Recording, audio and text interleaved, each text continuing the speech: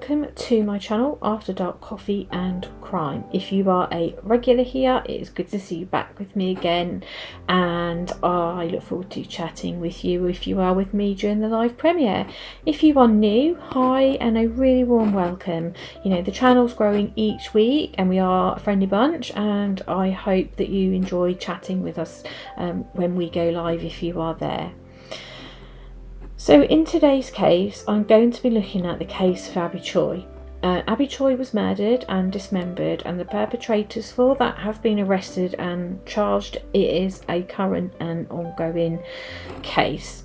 So just to pre-warn you that if you see timestamps, they will only apply on the replay, because obviously we can't forward as the premiere is going, but it will give you an indication as to whether or not you feel like you will want to just nip off for a couple of minutes and then come back and rejoin us. So with all the videos, I do want to give a content warning, especially for this one. Obviously, you know, with the nature of cases that we cover, you know, they are true crime, so they aren't very pleasant.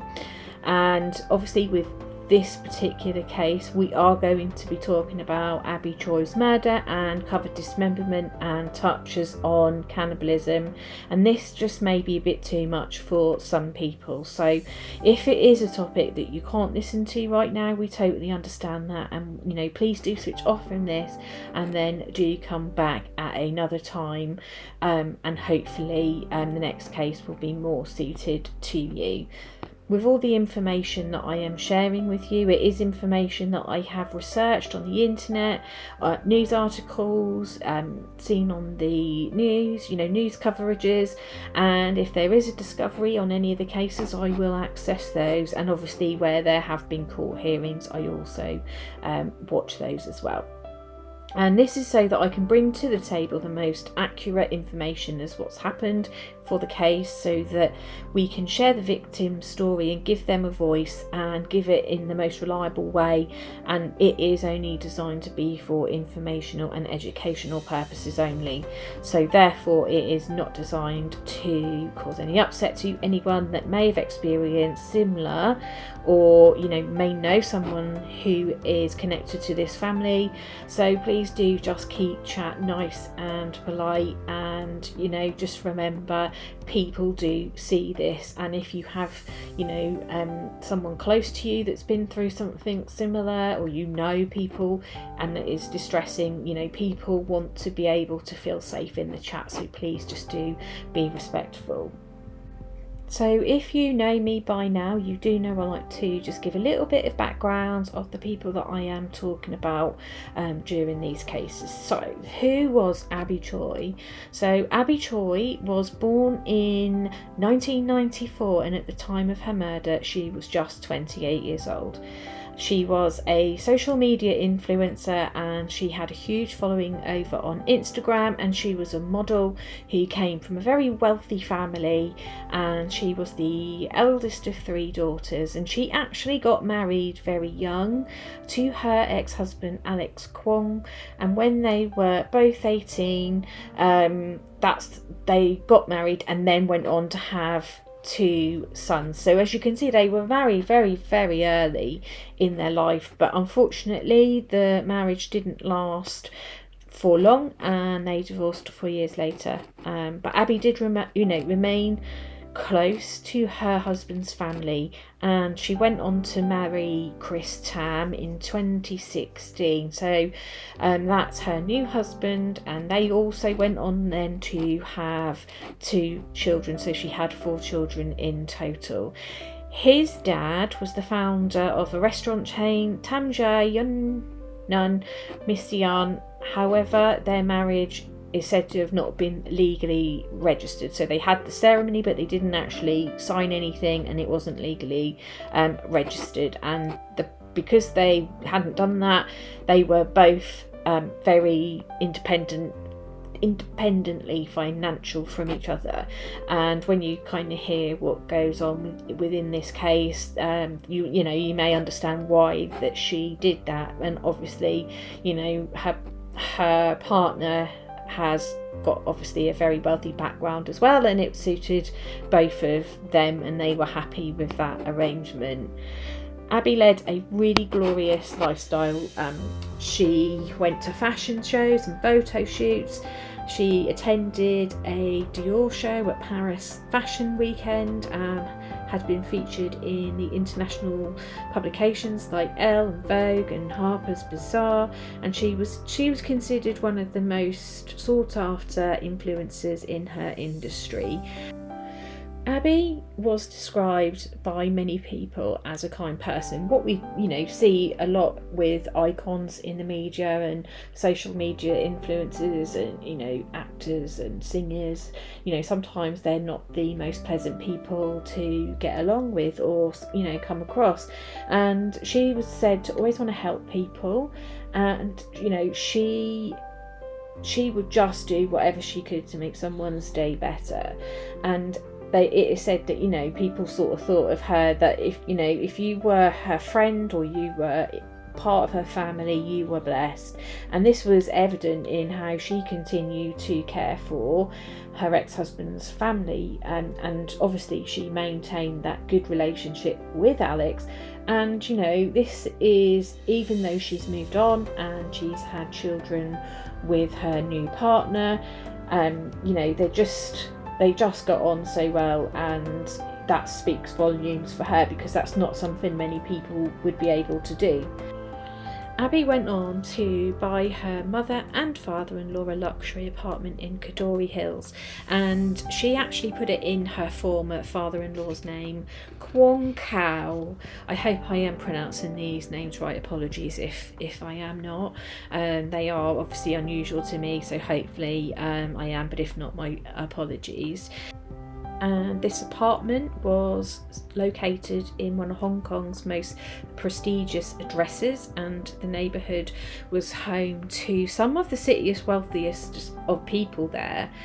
And it's not something that most people would do in this situation. Like I said, most people don't have an ongoing relationship with in-laws once they separate from their husbands. But one of the reasons, and we don't actually know why she did this, and we don't know why she put it in his name. It could be tax reasons. That's something that's been put around. She was very young, so she may have been influenced to do that. But like I said, she wanted them to have it, and I think probably some of that was knowing that her children would feel safe when they were there visiting with their grandparents. And it could just simply be that she had a real genuine relationship with them, and obviously there is the family link with the children. It's been said that her newest in-laws and husband were happy with that friendship, and actually they spent lots of time together, combining both sides of them, including Alex on days away, holidays, just different things where they would come together. And even that in itself is very rare. It worked for them and they were really happy, and it just reminds me of Gwyneth Paltrow and Chris Martin's divorce, where they did very similar, or do very similar. And even more so, she does so much for this family. She also employed her brother-in-law Anthony Kwong as her chauffeur, and together they would attend parties, and he used to call her his sister. He actually was the one who had allegedly fetched her on the day that she went missing to pick up her daughter from school. However, I have seen in some sources that said that she did have two chauffeurs, and each one of those chauffeurs, so there'd be two children go with one and two children go with the other, and I'm not sure the reasons behind that, but that was said to be one of those, but that's how she had it arranged. And because the oldest two children apparently are said to have lived with their father, but I don't know that as a fact. I can't verify that at the moment, but that's just what I'd read. And Abby's current husband Tam had, when she first went missing, he assumed that she'd just been the victim of kidnapping, because she's a big social media influencer, so that is probably one of the reasons why that was the first thought that came to his head. But on learning of her death, you know, he was beside himself. He was so upset, obviously, because he loved her dearly. Friends also said that Abby never had a bad word to say about her former in-laws or ex-husband, and they said, you know, she was fantastic. She just took great care of everyone, including her current husband's family, and she included them in everyday activities, which is amazing.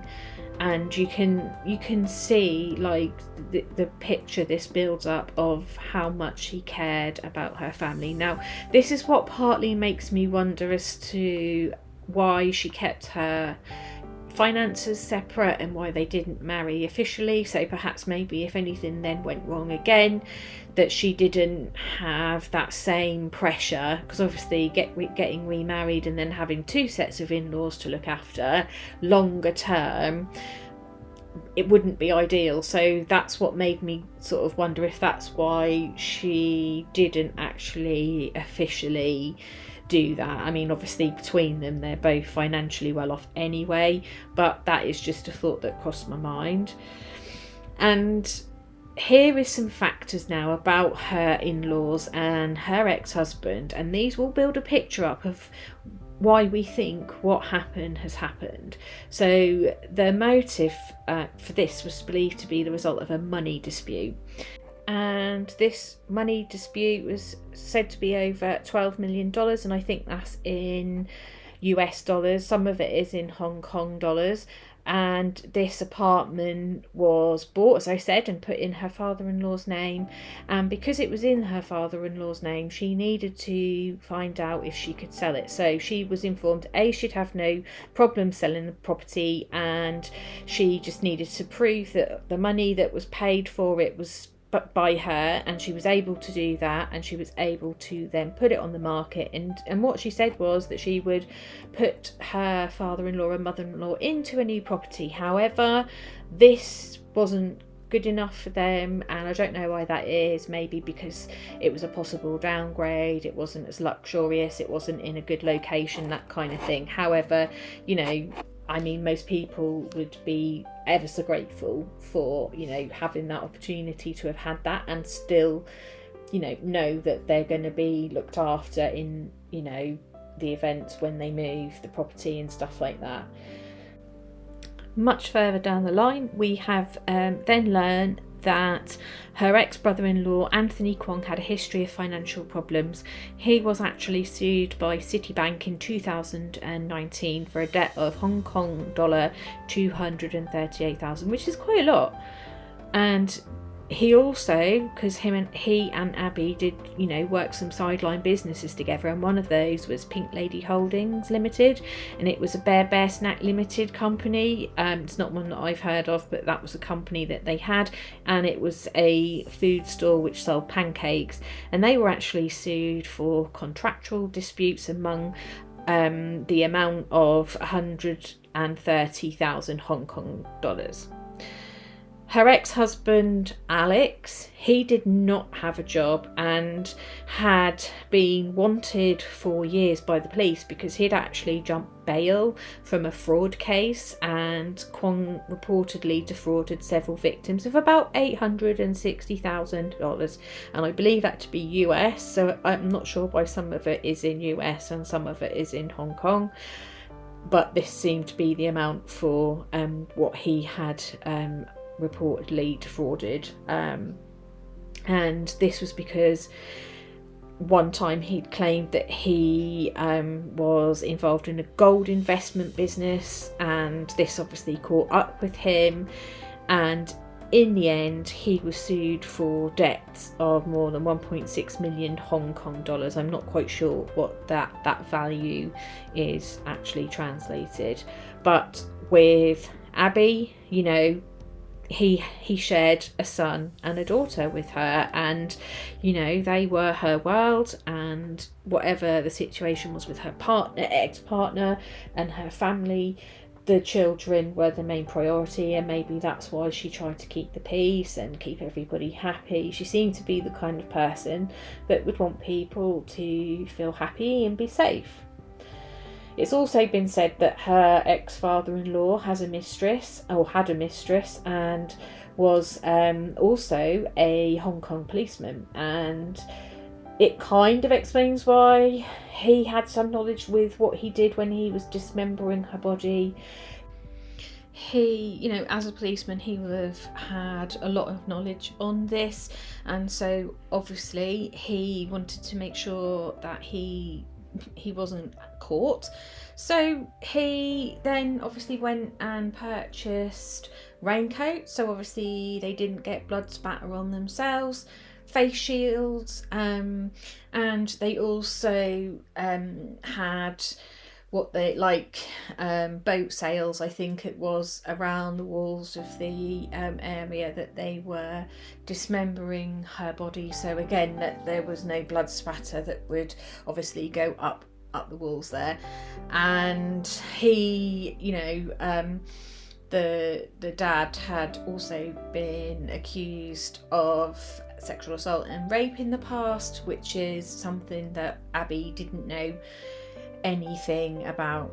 And so we kind of move on now, and we sort of get into the starting to come to the information about what happened. So this may be too much for some people, so as I start talking about more about what happens, I will pop in a timestamp.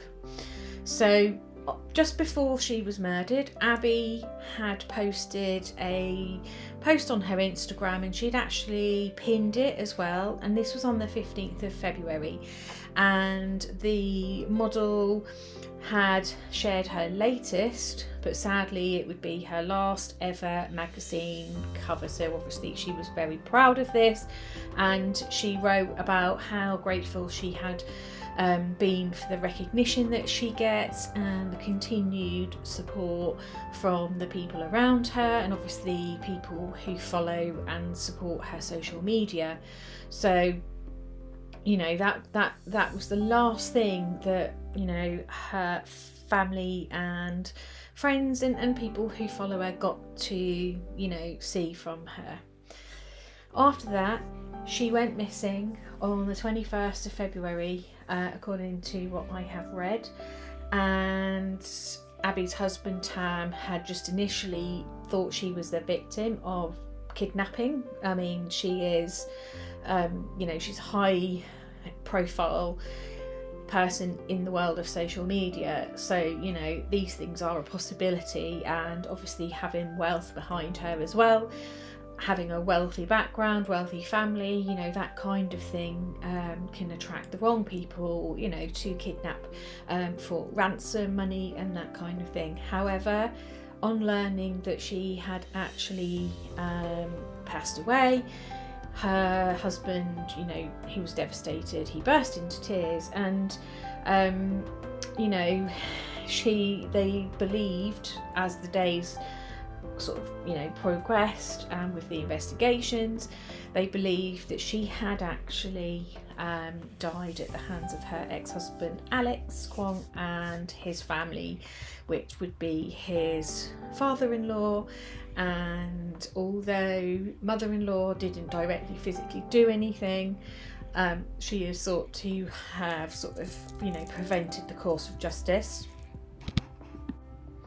So in order to carry out this murder and dismemberment of Abby, the father-in-law, her ex-husband and ex-brother-in-law actually went out of their way to rent an apartment in the picturesque coastal village of Long Mai Tsuen, and turned it into, as I said, a splatterproof body disposal workshop. And, you know, as I said just previously, like they'd got all the equipment to ensure that they weren't covered in DNA and that they didn't leave any DNA behind. And this is where the brutal, you know, dismemberment of Abby's corpse was carried out.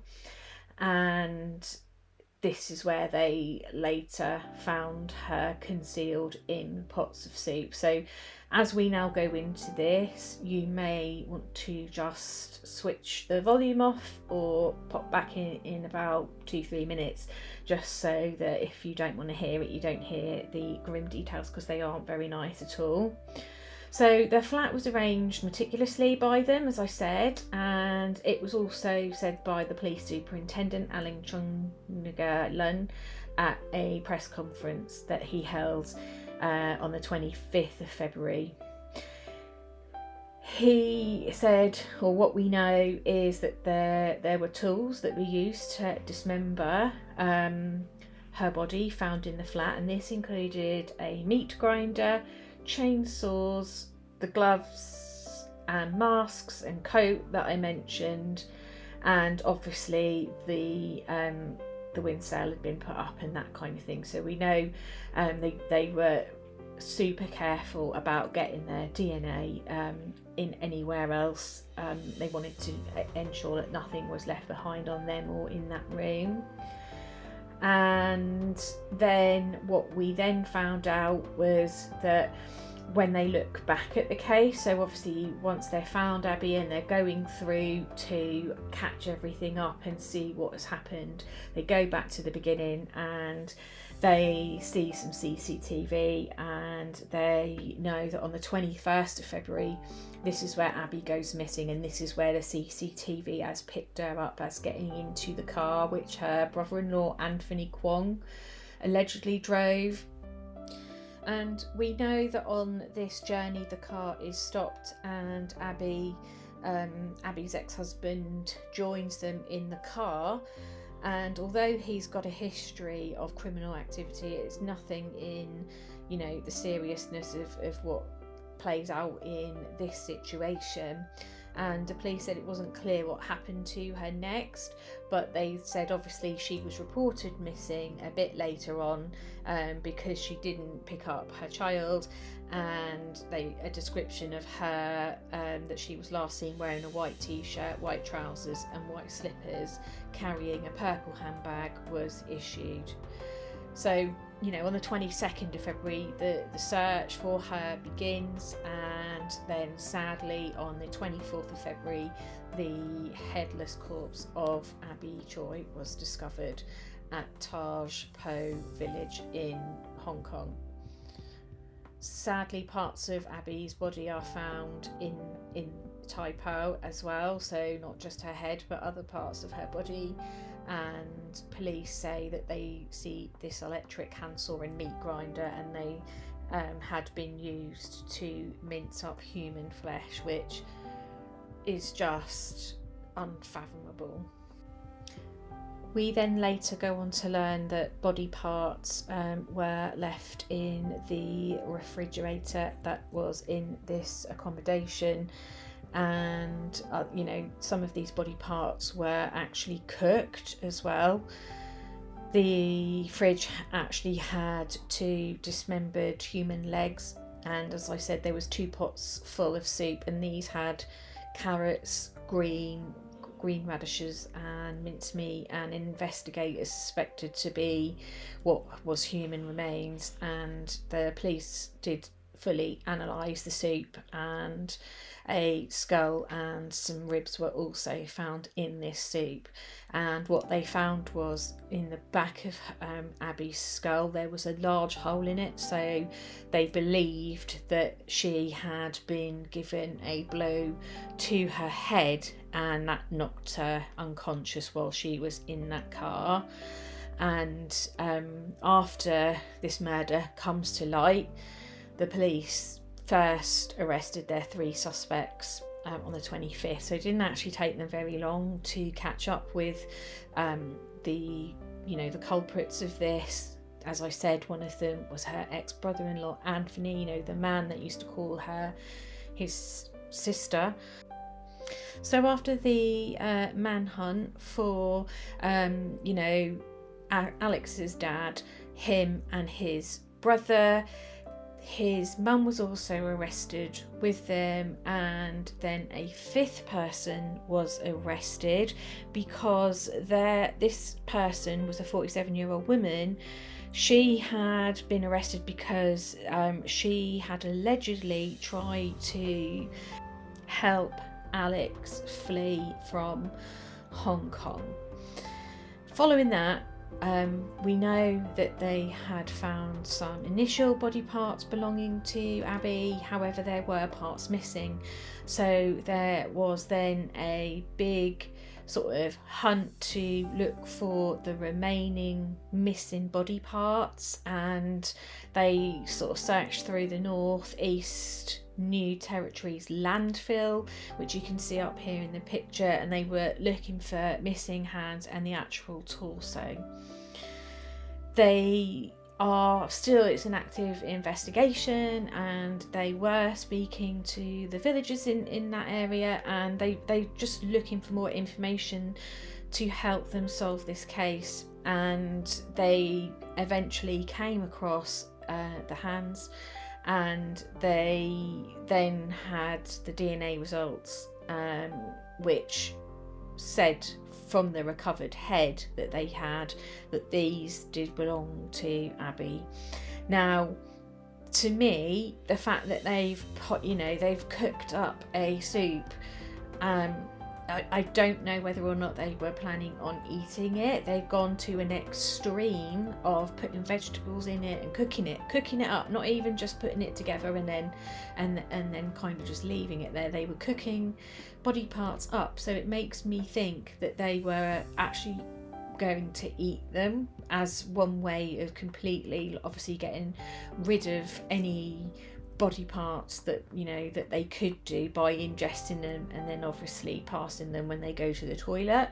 So I don't know if that was what their plan was, but I kind of feel like with what they've done with the body parts is that I feel that that's what they were going to do, and that may come out as the case goes to trial. So they were then charged, Alex, his brother and his father, and his mum, although wasn't directly charged with her murder, she was charged with perverting the course of justice for her part in, just obviously causing an obstruction to the police getting the information and finding Abby, and also finding her alive and well. So further on, as the investigation goes ahead, so that initially they have their first 4 suspects, and they are officially charged in court, and they are actually denied bail and are being held in remand pending further investigations. And the case for them is actually going to pick up again on the 8th of May of this year, so that will be something that obviously we would be following through and watching for sure. So as this trial, these people that have been charged and now await trial, it then came to light that another person, 41-year-old Lam Shun, was arrested on suspicion for aiding and abetting Kwong's escape from Hong Kong by boat as well. He had access to boats because he was an employee of a yacht rental company, and this charge was made on the 6th of March, but he actually was granted bail. The other person was charged on the 8th of March, the lady, and she was granted bail of Hong Kong dollars 50,000, and she was also given a travel ban which prevented her from leaving from Hong Kong. So according to the laws of Hong Kong, a conviction for murder carries a mandatory sentence of life imprisonment. Originally they had the death penalty, and that was the sole punishment for murder, but it was abolished in 1993, allowing judges to impose life sentences as a permissible penalty for murder. And I don't know how I feel about that, because they stole a mum from 4 children. Like, they have lost their mum, and obviously most of the children's family, or 2 of them, because obviously 2 of them were obviously on Alex's side of the family, they have lost so much more because they've lost their uncle and their grandparents, and that must be absolutely horrendous for, you know, those children to know that and to potentially learn what happened to their mum. And so the other two children, although they don't have their mum anymore and that's going to be traumatic, they do have Tam, and he has actually said that he will take on all of Abby's children, because obviously the other children's family are all in prison and stuff, and actually it shows a testament as the kind of person that he is, that even though, you know, he wasn't legally married to Abby, and, you know, he didn't have to take the other children on, he has said that that's what he wants to do. So you know, I take my hat off him for that. So hopefully, you know, justice will be served, because we are now at a point with the case where, you know, there's very little information you can actually access, and a lot of the information that is accessible is not in English, so it's really difficult to translate. So there wasn't a whole bunch of information on this case, and obviously trying to, yes, it's gruesome, so trying to keep as much of it as tame as possible, but I feel that we have enough information to know exactly what happened to Abby and who they have arrested and who they have charged for. They've got all the evidence there. So even though the father of Alex was a serving police officer, his hands were not clean anyway, because he had been arrested for sexual assault and rape previously. And this makes me wonder, did they rape Abby before they, you know, completely murdered her, or even after? Because we know that also happens in a lot of cases, because it just makes me wonder, because the father has got that history, and it would just be, I just feel like they would do that because they'd be able to take advantage, and then there would be no evidence, like there'd be no proof that they'd actually done that to her, because obviously her body is in lots of different pieces. So it's something that they could have done, but I don't think if they have, it's something that we'll ever get to know about. So Abby's mum filed a court injunction against the Concal family from selling any of their property that was linked to Abby, and they wanted a declaration to say that their daughter was the beneficiary owner of the apartment, of which we know that her ex-in-laws were staying in, and they did not want them to benefit from that financially, given everything that had happened.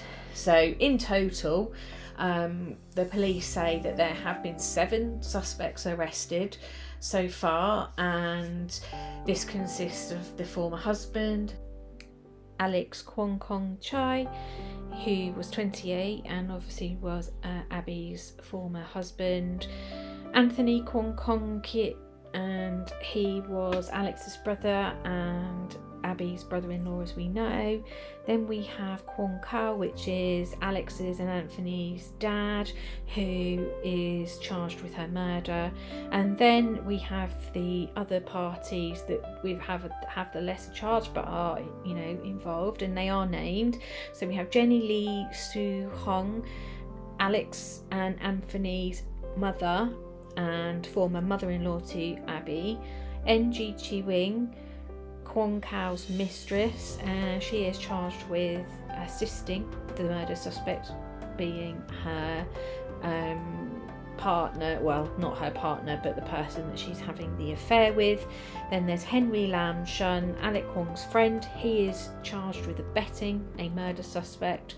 and Irene Punhoyen abetting a murder suspect, and they are able to do that because they have access to a boat, so that would have helped assist get them out of the country. So thankfully this was prevented, and obviously they then managed to get hold of them. So as we know, as I said, the trial and things are still ready to go underway. We know that in May that we are going to have more information, as I think this is going to go to trial. However, obviously because it is not going to be in English, it's going to be very much reliant upon what's reported back.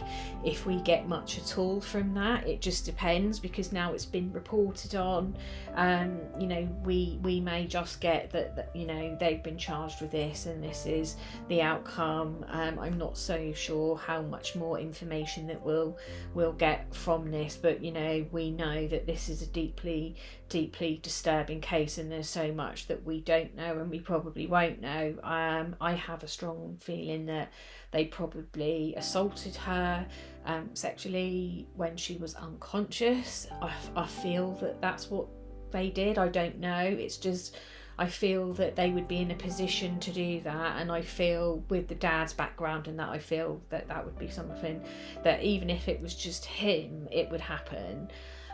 So all we can do now is, we are awaiting now this to go through the process in May that we need to see what happens, and then we will hopefully have some more information. So I don't know how much more information we will get, but if I get it and it's quite substantial, then I will bring it to the table and I'll do another recording to go through that.